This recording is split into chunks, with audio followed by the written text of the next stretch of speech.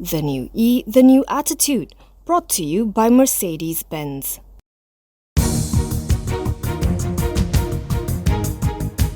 Malaysia's new Covid-19 cases climbed again to above the 20,000 mark at 21,176 today, the highest daily number of infections in 13 days.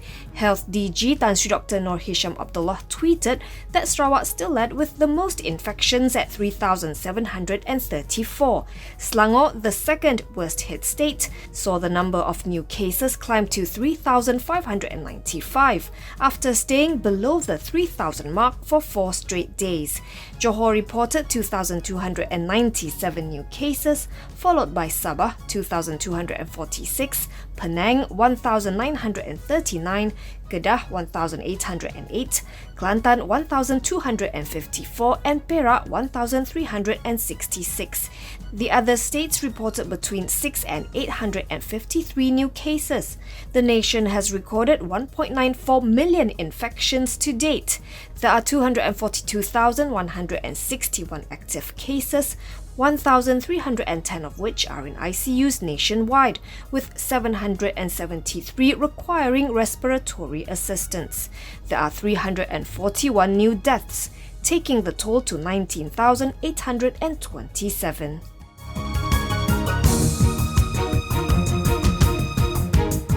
SLP Resources has temporarily halted its plant operations in Kulim, Kedah from September 9th to 16th after COVID-19 cases were detected among its workers.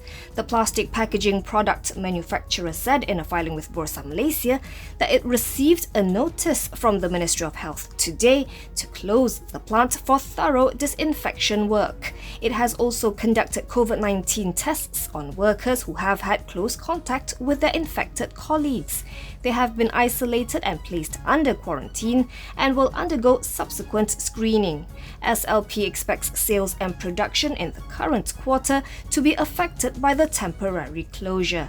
It said it will attempt to mitigate any adverse impact, including exploring probable claims from insurance coverage under infectious or contagious diseases. For the second quarter of FY21, SLP booked a 14.2% rise in net profit to 4.68 million ringgit, backed by improved revenue due to higher sales of plastic flexible packaging products and plastic resins in the local market. Quarterly revenue advanced 19.3% to 41.53 million ringgit. It declared a second interim dividend of 1.5 cents per share. At the close, SLP rose 1% to 96 cents, translating into a market capitalization of some 304 million ringgit.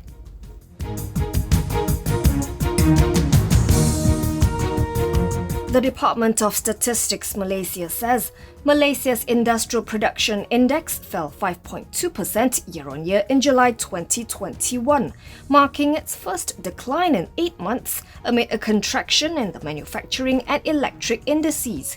Chief Statistician Datuk Sri Dr. Muhammad Uzair Mahidin said in a statement that the manufacturing sector's output was down by 6.5% year-on-year in July, after falling 0.2% in the preceding month.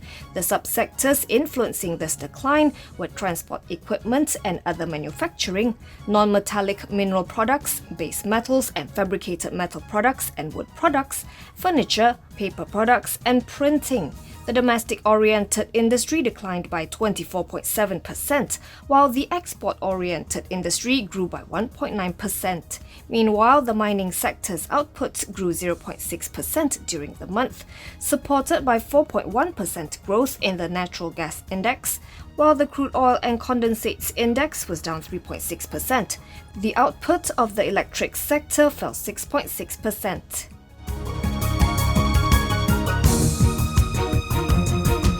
Bursa Malaysia says it monitors the market closely and will take the necessary enforcement actions if there is any breach of listing requirements.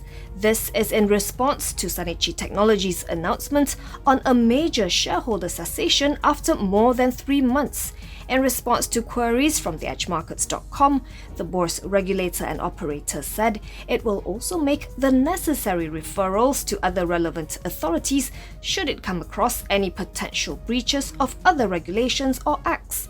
The edgemarkets.com had asked Bursa whether it is acceptable for a listed company to take more than 3 months to announce a major shareholder's cessation.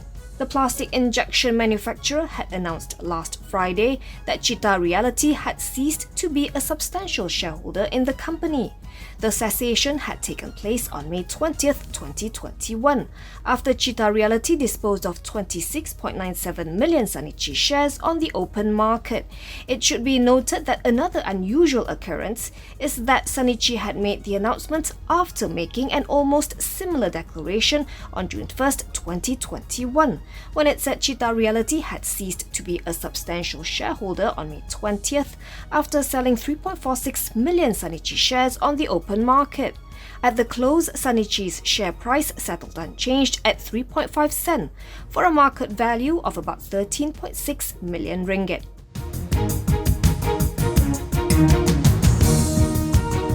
Bank Negara Malaysia or BNM has revoked the approval granted to Zimbabwe's Madabank to operate a representative office in Malaysia, the central bank said. The revocation under Section 19 subsection 4 of the Financial Services Act 2013 was imposed on May 24th. BNM said the list of approved representative officers can be obtained from the central bank's website.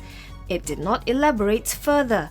Madabank is a commercial bank in Zimbabwe and licensed by the Reserve Bank of Zimbabwe.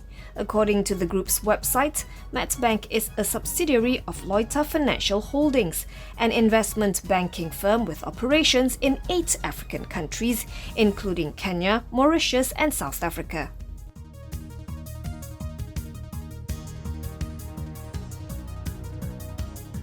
This program was brought to you by Mercedes-Benz.